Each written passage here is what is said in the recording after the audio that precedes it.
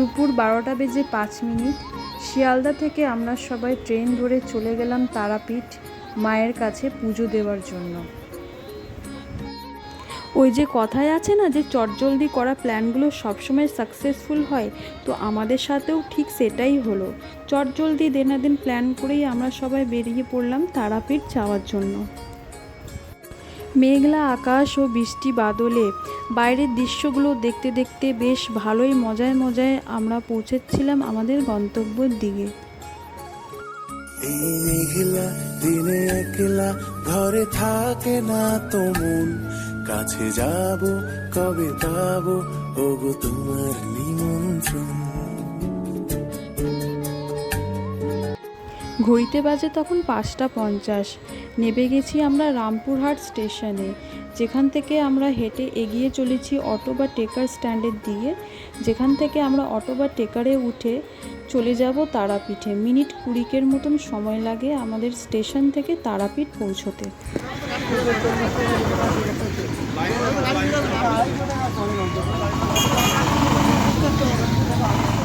তো ফাইনালি আমরা পৌঁছে যাই স্ট্যান্ডে, এবং ওখানে গিয়ে আমি যেটা দেখলাম যে এক একজন চালক এক এক রকমের ভাড়া বলছিল।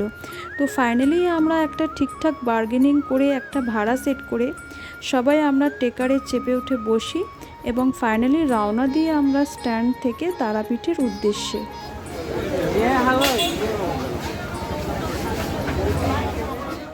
সন্ধে 6:45-7টা নাগাদ আমরা সবাই পৌঁছে যাই হোটেলে, এবং আমাদের যেই হোটেলটা ছিল সেটা ছিল মন্দিরের একদম খুবই কাছে। তাই আমরা সবাই হোটেলে গিয়ে একটু ফ্রেশ হয়ে একটু রেস্ট নিয়ে তারপর সবাই মিলে বেরিয়ে পড়লাম একটু মন্দিরের ওদিকে আশেপাশে জায়গাগুলো একটু ঘুরে দেখার জন্য।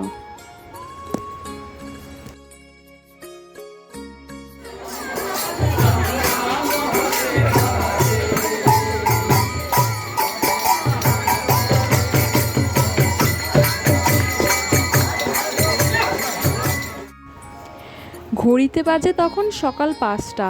আমরা সবাই স্নান করে রেডি হয়ে বেরিয়ে পড়লাম মন্দিরে যাওয়ার উদ্দেশ্যে।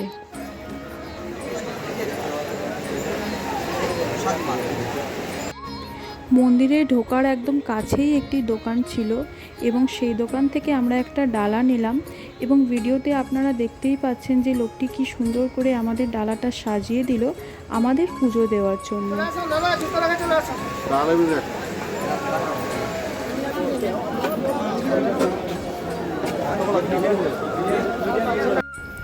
তো ডালাটা নিয়ে আমরা সোজা ঢুকে পড়ি মায়ের মন্দিরে, এবং ভেতরে ঢুকে সে একটা আলাদাই শান্তি, একটা আলাদাই অনুভূতি। এত ভালো লাগছিল আমার, সেটা আমি আপনাদের ওয়ার্ডে বলে বোঝাতে পারবো না যে কতটা শান্তি, একটা রিলিফ ফিল হচ্ছিল। যেহেতু শ্রাবণ মাস চলছিল সেজন্য মন্দিরে প্রচণ্ড ভিড় ছিল। হাজার হাজার ভক্তরা এসছে ঠিক আমার মতনই তারা মায়ের কাছে নিজের মনোকামনা পূর্ণ করার জন্য।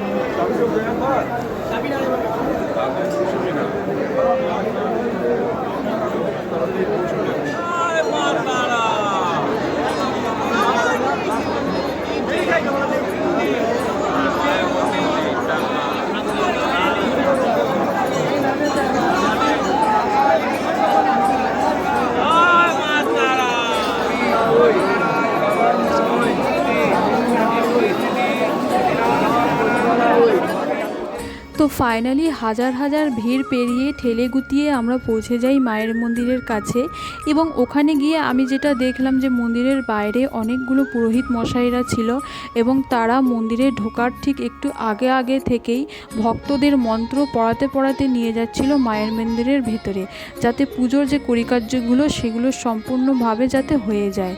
এবং সেইভাবেই ঠিক আমাদেরও টার্ন আসলো, এবং পুরোহিত মশাই আমাদেরকেও মন্ত্র পড়াতে নিয়ে যাচ্ছিল মন্দিরের ভেতরে।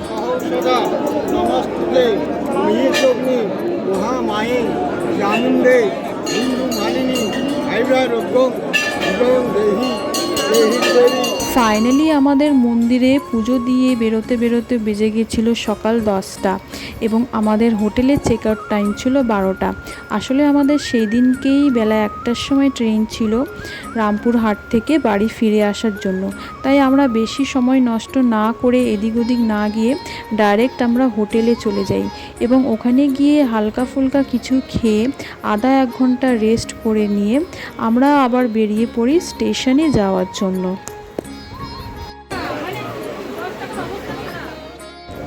রাস্তায় যেতে যেতে আমি এই বারবি ডল পুতুলের দোকানটা দেখতে পেলাম। দেখুন বন্ধুরা, কত সুন্দর লাগছে এই রঙিন কালারফুল ড্রেস পরে পুতুলগুলোকে দেখতে। তাই আমিও সাথে সাথে একটি ছোট্ট করে ভালো করে একটি ভিডিও করে নিজের কাছে রেখে নিলাম। আসলে এই পুতুলগুলোকে দেখতে এত সুন্দর লাগছিল যে আমি ভিডিও না করে আর থাকতে পারলাম না।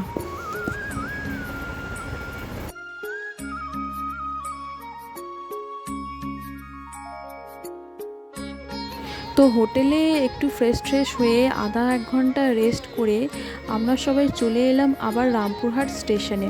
হ্যাঁ, এখান থেকেই এবার বেলা 1টায় ট্রেন আছে এবং ট্রেন ধরে আমরা আবার যে যার বাড়ি ফিরে যাব। তো এই ছিল বন্ধুরা আমার তারাপীঠ ঘুরতে যাওয়ার ব্লগ। যদি ভিডিওটি ভালো লাগে তাহলে একটি লাইক, কমেন্ট অ্যান্ড শেয়ার করে দিয়ে আমার পাশে থেকো। দেখা হচ্ছে আবার নেক্সট কোনো একটি ব্লগে। আজকের জন্য বিদায় নিচ্ছি বন্ধুরা। And thank you so much আমার ভিডিওটি এতক্ষণ দেখার জন্য। Thank you.